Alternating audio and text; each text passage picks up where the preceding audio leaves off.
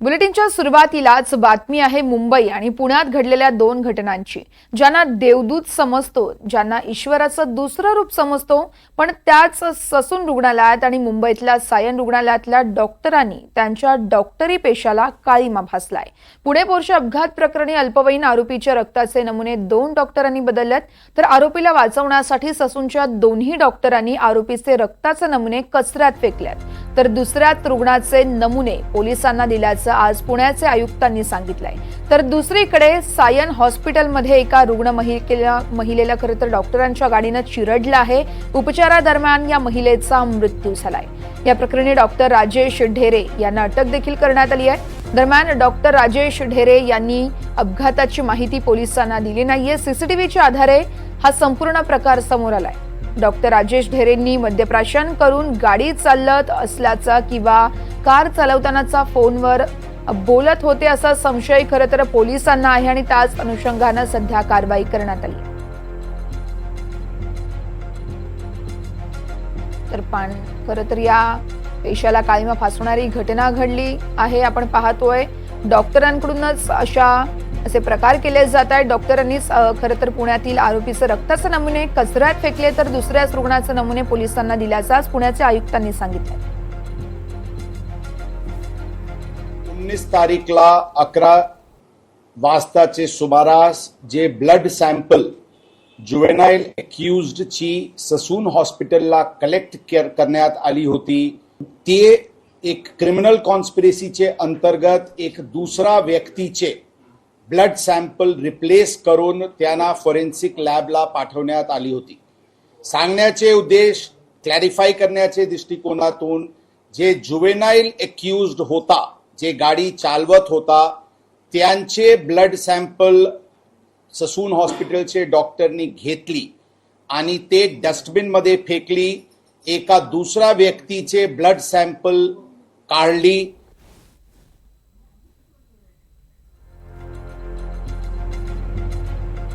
आपण पाहतोय आरोपीला वाचवण्यासाठी ससूनच्या दोन्ही डॉक्टरांनी आरोपीचे रक्ताचे नमुने कचऱ्यात फेकलेत आणि दुसऱ्याच रुग्णाचे नमुने पोलिसांना दिल्याचं आज पुणे पोलीस आयुक्तांनी सांगितलंय। तर दुसरीकडे सायन हॉस्पिटलमध्ये देखील असाच काहीसा प्रकार घडला। आपण पाहतोय पुण्याच्या पोलीस आयुक्तांनी एक मोठे खुलासे केलेत। या संदर्भात थेट अधिकची माहिती जाणून घेऊयात। आमचे प्रतिनिधी देवेंद्र कोलटकर आपल्यासोबत लाईव्ह जोडले जात आहेत। पुण्यात नेमकं काय घडतंय देवेंद्र? आपण बघतोय पुणे पोलीस आयुक्तांनी एक मोठा खुलासा केलाय, नेमके काय अपडेट कळतायत?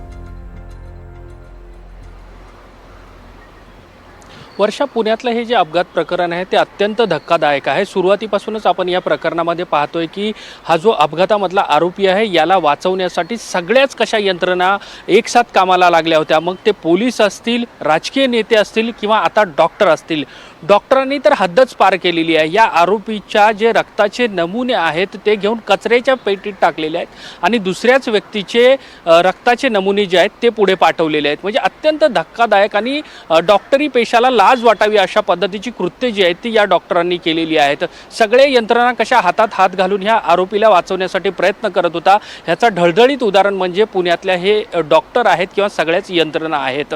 आता हे जे 2 डॉक्टर आहेत ससूनचे, त्या दोन्ही डॉक्टरांना पोलिसांनी ताब्यात घेतलेलं आहे, त्यांना अटक केलेली आहे, त्यांची चौकशी केली जाते। मात्र हा पहिला प्रकार नाही। यापूर्वी देखील ससून रुग्णालय जे आहे ते वादात सापडलं होतं आणि हेच ते डॉक्टर होते जे वादात सापडले होते।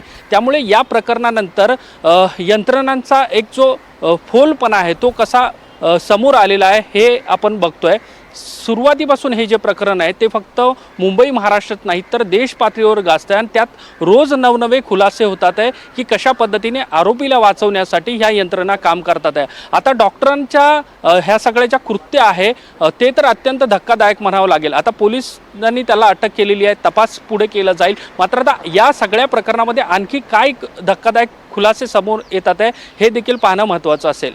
वर्षा, निश्चितच देवेंद्र, तुम्ही असेच जोडलेले राहा। आपण थेट सायनमध्ये जाऊयात, त्या प्रकरणासंदर्भातली अधिकची माहिती जाणून घेऊयात आपल्या प्रतिनिधी जुई जाधव यांच्याकडून।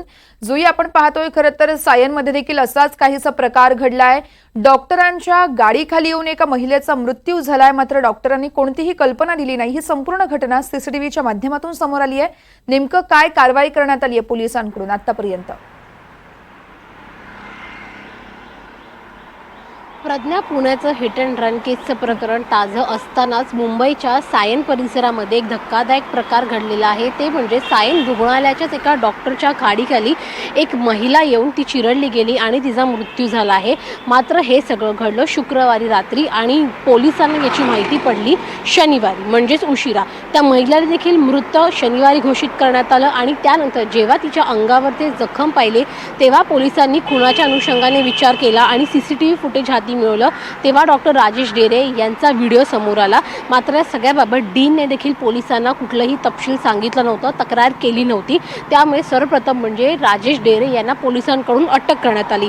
मात्र सुट्टीकालीन न्यायालयीन भरवलं गेलं राजेश डेरे यांच्यासाठी आणि त्यांच्या वकिलांनी ज्यावेळेला युक्तिवाद केला त्यावेळेला त्यांच्याकडून सांगण्यात गेलं की महिलेला आम्ही ज्या वेळेला ती गाडी खाली आली त्यावेळेला ती जिवंत होती. मात्र जेव्हा तिला मी रुग्णालयात दाखल केला, उपचार केला, तेव्हा उपचारादरम्यान तिचा मृत्यू झाला आणि त्यामुळे डॉक्टर राजेश डेरे यांना 20,000 जामीनपात्र जो जामीन असतो तो मंजूर करण्यात आला.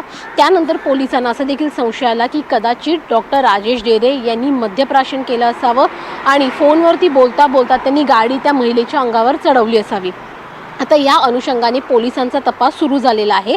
मात्र जसं पुण्यामध्ये एका आरोपीला वाचवण्यासाठी सगळी यंत्रणा कामाला लागलेली आहे, तसंच सायन रुग्णालयामध्ये देखील या एका डॉक्टरला वाचवण्यासाठी सगळेच एकत्र आले आहेत. डीने देखील पोलिसांना काही कळलं नव्हतं. त्या डॉक्टरनी देखील कुठल्याही प्रकारचा गुन्हा दाखल केला गेला नव्हता की बाबा असा प्रकार घडलेला आहे, एक महिला गाडी खाली आलेली आहे ज्याच्यामुळे तिचा मृत्यू झालेला आहे.